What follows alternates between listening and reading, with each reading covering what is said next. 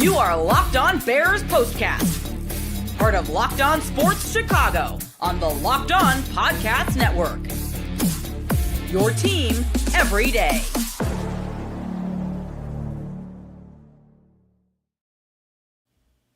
Welcome into the Locked On Bears Postcast here on the Locked On Sports Chicago YouTube channel. My name's Joe George. You find me on Twitter, Instagram, TikTok at JoeGeorge92 for Twitter, or X at Joe George Radio for Instagram and for TikTok. Make sure you hit that subscribe button. We're here after every single Bears game because, well, yes, they make us miserable, but we have to talk about them. Every single Bulls game, Notre Dame, including Friday night after they play Indiana in the college football playoff, and of course, after every single Cubs game, maybe Kyle Tucker will bring us some joy on these YouTube shows. Because let me tell you, this has not been fun. This has not been an enjoyable experience doing these Bears postcast shows. They're terrible. The Bears are awful. We knew it. We knew what was going on. They were 4-2. It was a fun story. They're now 4-10. They lose to the Minnesota Vikings 30-12. Caleb Williams is meh. We'll talk about the suckage that happened in this game for the Bears. The Caleb concerns that are starting to get kind of real. I think you still have a franchise quarterback, but there are things that are happening right now that are not improving, that are major red flags for Caleb Williams that I think we have to talk about, that we saw in this game, the third down conversions, all of that stuff. And frankly, we're going to wrap the show up with the fact that I, like many of the players, are ready for 2025. We are ready for a new head coach. We are ready for a change of maybe general manager as well. And there are a lot of things that we saw in this game tonight versus the Vikings on Monday Night Football where they get embarrassed that I'm ready to not see ever again. And we still have a couple games left that we have to see these. So let's talk about the suckiness of the Chicago Bears, because it was not good from the very beginning of this game. The offense was pretty much putrid in this game once again. Yes, it was not 4 yards in the first half like it was last week. It was, at one point they put a graphic up there and it was like, hey, the Bears have 88 yards in the first half compared to last week where they only had 4. But the first half is really what we're going to focus in on, because the second half of the game wasn't any more competitive. And frankly, it was more of the same stuff that we saw. But the Bears in this game were 1 for 12 on third down conversions. They were 1 for 3 on fourth down conversions. In the first half, it was 0 for 5 on third down and 0 for 2 on fourth down. They cannot convert on the little things. And this goes to the Thomas Brown conversation that we talked a little bit about last week. And, I know Lauren's been talking about this on his podcast, the Locked On Bears podcast, which make sure you find the Locked On Bears YouTube channel as well, because he's doing great daily content. And look, he put out his most recent episode was about the Bears and the fact that there are still things that you can learn from Caleb Williams. Well, things that I could have told you that are obvious is running DeAndre Swift between the tackles on fourth down. It's not going to work. It hasn't worked well all season, and it's not working in this game where, once again, you're trying to convert fourth down. I like the aggressiveness from Thomas Brown. I like the idea of what they're doing. I like the attempt to try to make things, to go for it on the first possession of the game on fourth down. I appreciate the effort. The play calling itself is terrible. There's no reason to run DeAndre Swift up the middle. I know Roschon Johnson's not available, but you have Doug Kramer, which we'll get to. You don't even put him on the field for these situations, and you just run Swift right up the middle, who's not able to do that stuff. And the Bears just couldn't convert on third down or on fourth down situations in the first half and throughout the entire game. It's been a major problem throughout the entire 2024 season, but the fact that, this is where, the idea of Thomas Brown being the next head coach, I was already kind of hesitant on that last week. Going into last week's game, shut the door. This week, it locked it. It's over. It's done. He's not going to be the head coach of the Bears. It's going to be someone else. I don't think that really was a consideration. It was just an idea of, what could be.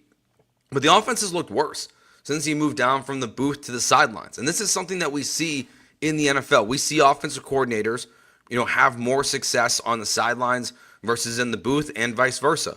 And the Bears offense was humming with Thomas Brown when he was just the OC. Since he took over as the head coach of this team, it's definitely taken a step backwards.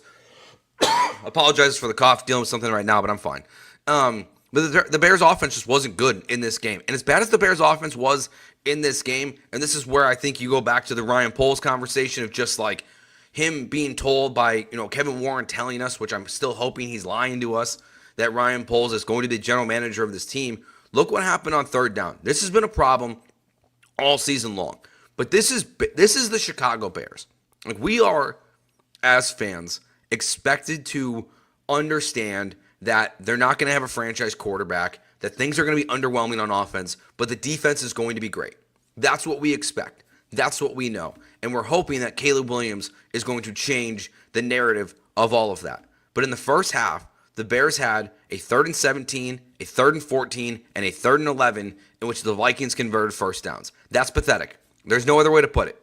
To have this defense for the second week in a row, they look like quitters out there. Like, there's no other way to put it. They're not playing well. They're not getting any pressure on the quarterback. Like, Dexter and Sweat have little moments. Sweat had one where it got called back because he's offsides, but they're not getting pressure on Sam Darnold. He's back there all day long. They've had no pass rush most of the season, and then just the fact that you're allowing these dump off passes on 3rd and 17 to be converted for a first down. It's just terrible. It's just terrible football, and that's what the Bears are playing right now.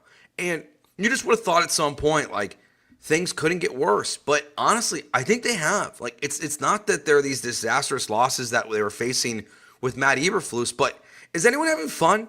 Is anyone having fun watching the Chicago Bears right now? It's kind of a miserable experience. You're not seeing the growth and development of Caleb Williams that you want to see. You're not seeing good defense like you saw at the end of last year, which is why Matt Eberflus was brought back, and obviously he's not here now, but you're not seeing any of that stuff. You're not seeing the good defense. You're not seeing the good offense.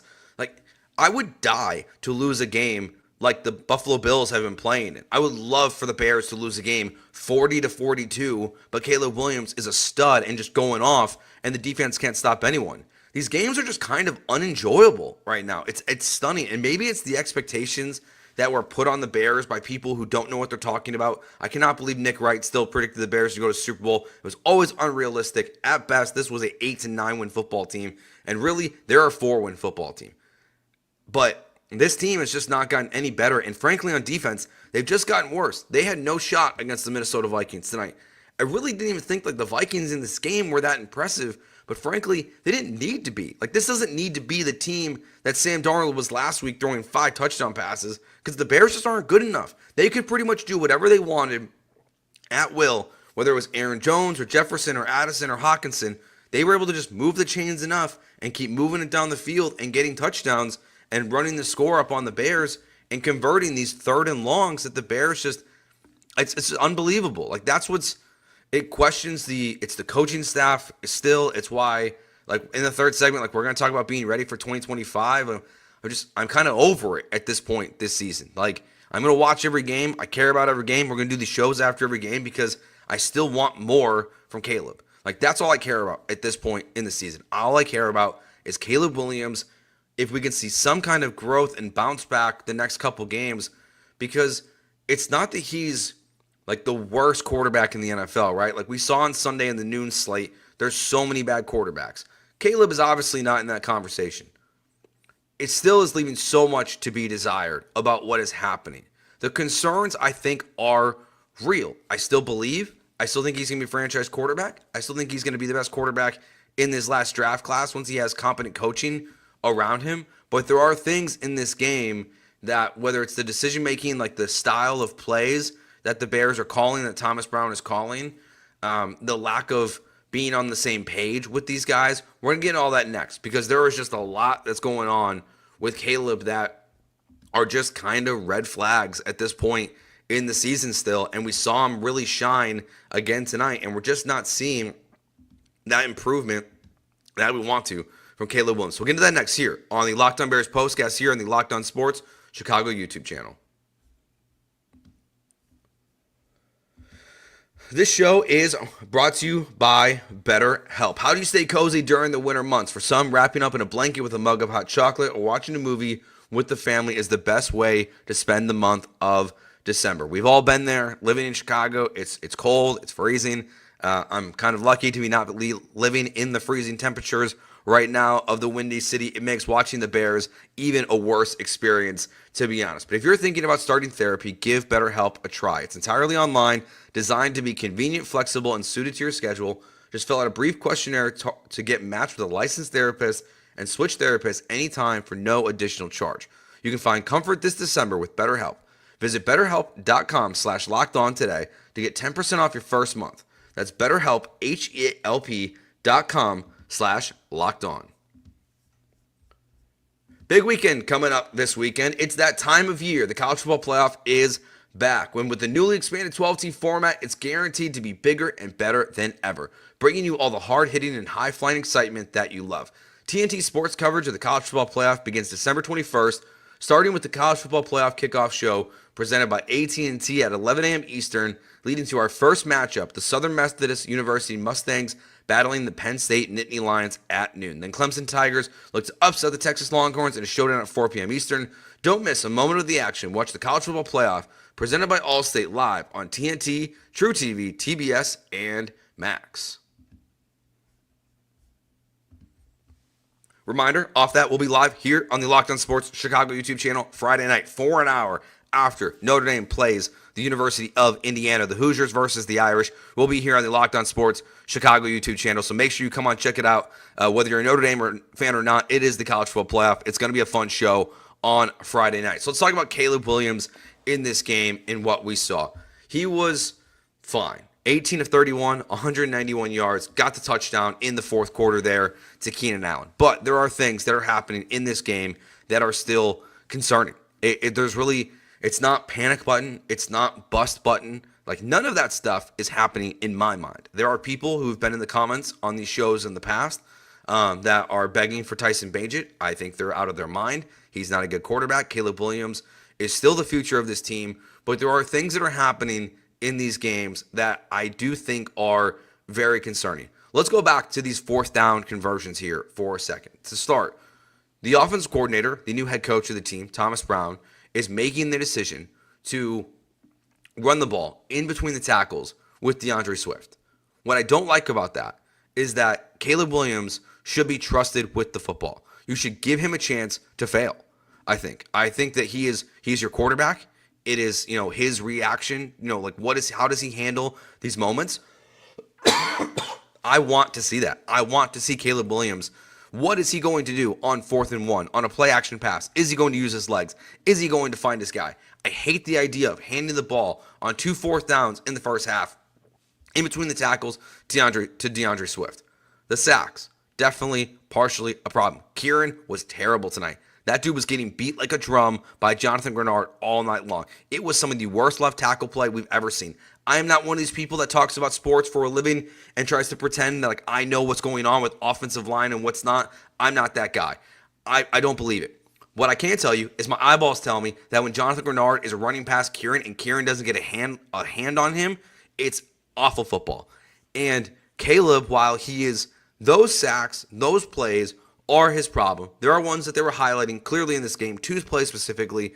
One where I think both of them might have been Roma Dunze, but one specifically, Roma Dunze is open over the middle of the field. Caleb does not see him. He's wide open. He's right there. It's an easy first down on 3rd down. He just misses him on that play. That's the stuff that I don't love to see with Caleb Williams right now. That whether it's coaching, whether it's just overall vision, he's just looking for the deep stuff all the time. I don't know what the answer is, but at this point in the season, I was hoping a rookie quarterback in Caleb Williams would be evolving past that. Now, is this something that's a long-term concern? We'll have to wait and see, because we know with Justin Fields, for example, it was. This is something that Justin struggled with, that Mitch Trubisky struggled with, where there were guys open, wide open, in the middle of the field, right in front of them, and they have no idea, just to dump it off right in the middle there. They're just missing it. They're looking deep down the field. They're missing the easy stuff, and they're taking sacks. Caleb's doing some of that same stuff. I don't love it.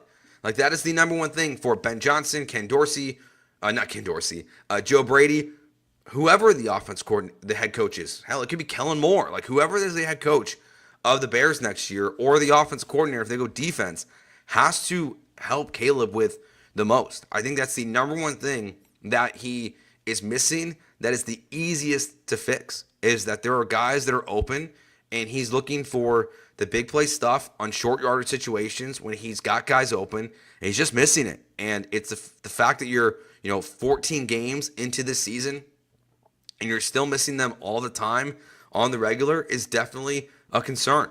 The second one that's a concern for Caleb.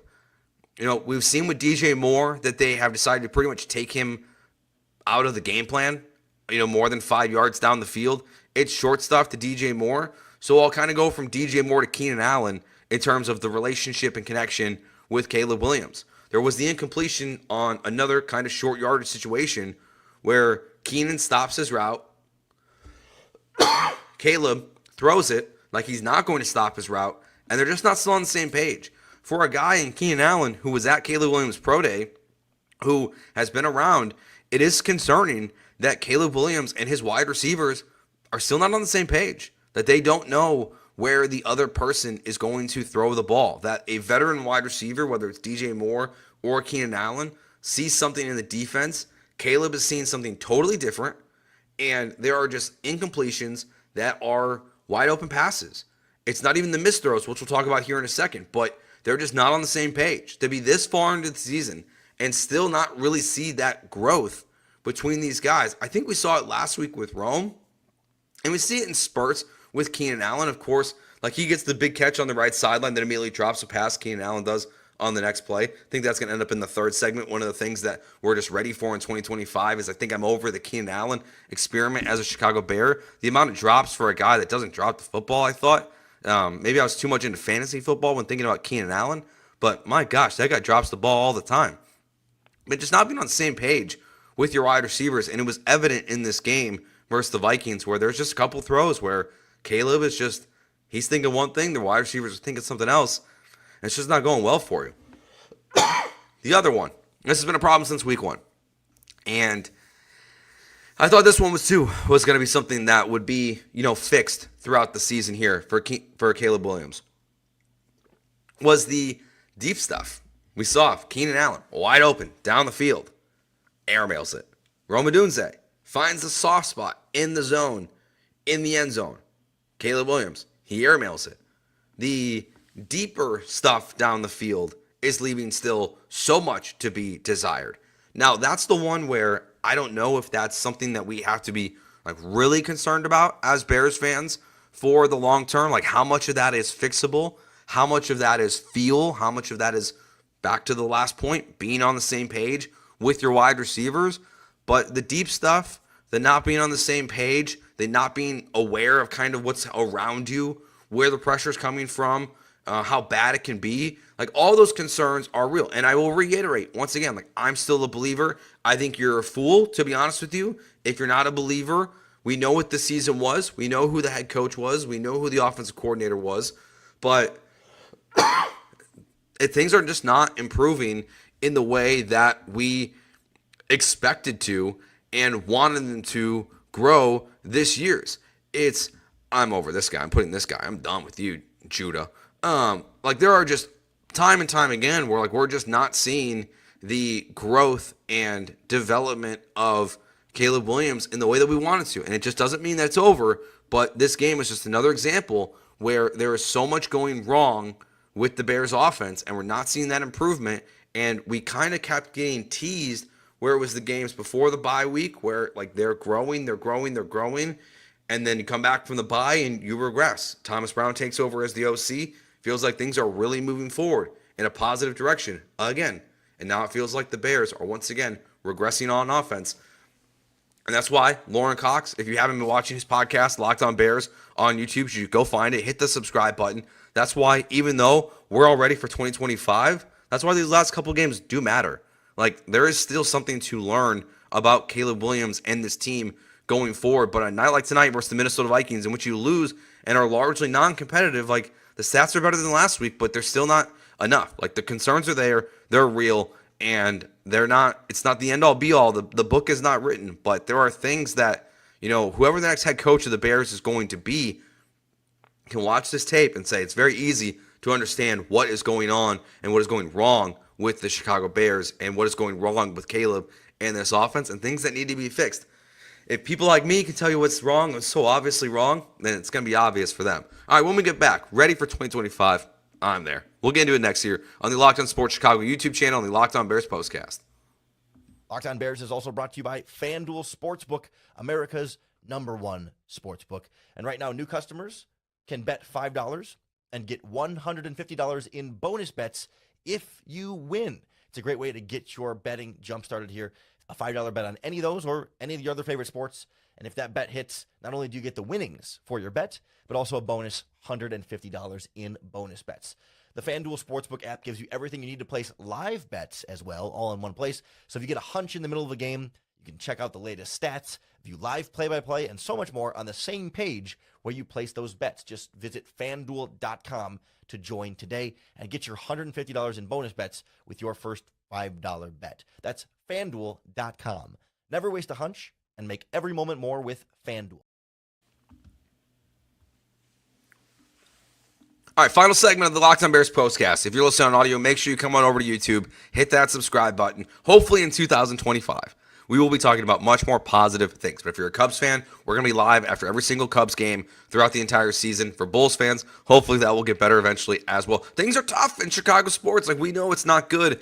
Thank goodness the Cubs got Kyle Tucker, because the Bears, while they have Caleb Williams, this season didn't go as many of us thought it would go. Even, looking back to my preseason thoughts, being at 4 wins at this point in the season is not where I thought the Bears would be. I thought the Bears would be in a position to make the playoffs, heading into where all these divisional opponents were going, to start coming into play, and then things would fall apart as your schedule got much tougher. But between last week versus the 49ers, this week versus the Vikings, they've officially been eliminated for the playoffs. They're no longer even in the hunt graphic, which kind of kept Bears fans going for quite a while. But look, I'm ready for 2025.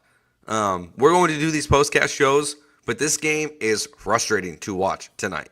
The joy of watching Bears game, I think we are at the point now, maybe I'm curious if people were already here before this game versus the Vikings, but the joy of watching Bears football, like, we all know what the season's going to be at the beginning of the year. Like, we know what Bears football is. We still love it. We're suckers for it. We're going to be doing this for the rest of our lives. Like, we're never going to give it up. We got mustaches for it. It's not really why I have it, but it started that way as a joke. But I'm ready for 2025. I'm ready for a new head coach, a new offensive coordinator, a new defensive coordinator, new players, and hopefully a new general manager. Because tonight's game is evident that the general manager, again, we ended the show last week with this. We're going to end with it this week again.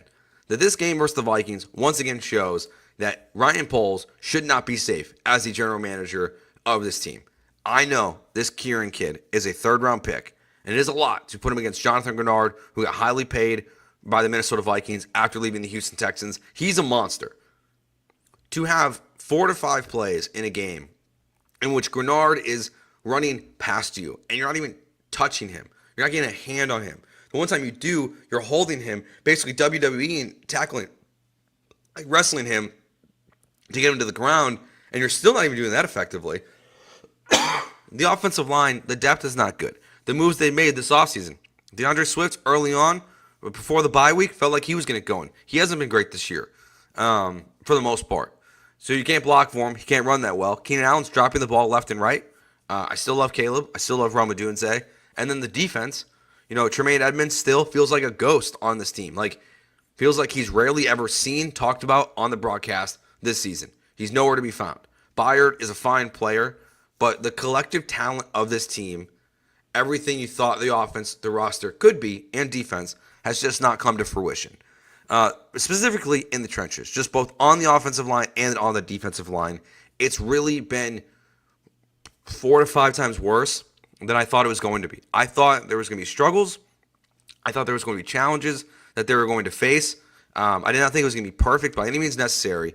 But for it to be this bad, this poor, still, this point in the season, with the injuries and everything, just didn't think it was going to get to this point where you were going to put out these games constantly where the offense is just getting manhandled and the defense is getting manhandled. They are a awful football team. There's really no other way to put it, and they are worse than I thought they were going to be.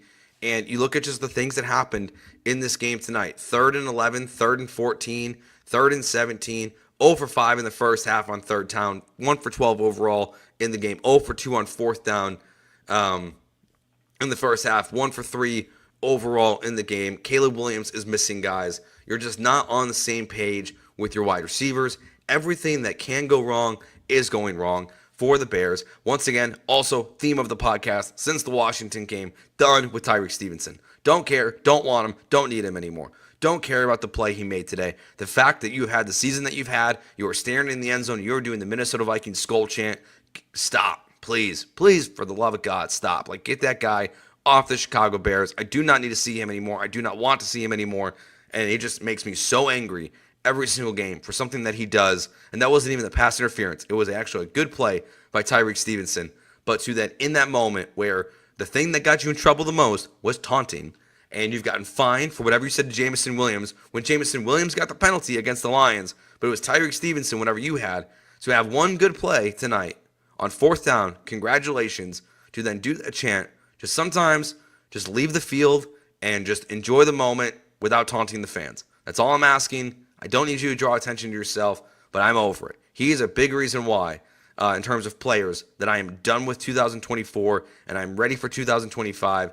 And whether it's a new coaching staff, getting him kind of just like telling him to chill out a little bit because I think he can still be a good player, or him just not even on the roster, one of those moments that I'm just kind of ready for in all of this. But the chapters have been written. The book is done. The Bears are not going to make the playoffs officially this year. Thomas Brown, I'd be stunned if he's the Chicago Bears head coach next year. It's not been good the last 2 games. He needed to go on a run, and it has been the opposite of what I think he would have hoped and envisioned. It's nothing against him, but maybe there's a reason why he wasn't a head coach before this. I think he will get an offensive coordinator job back in the NFL next year. Obviously, it will not be with the Bears, but just when everything this entire game, and specifically, the last part of this game that we have to talk about that we really hadn't hit on yet is this one drive that was one of the worst things I've seen. It's 13-3.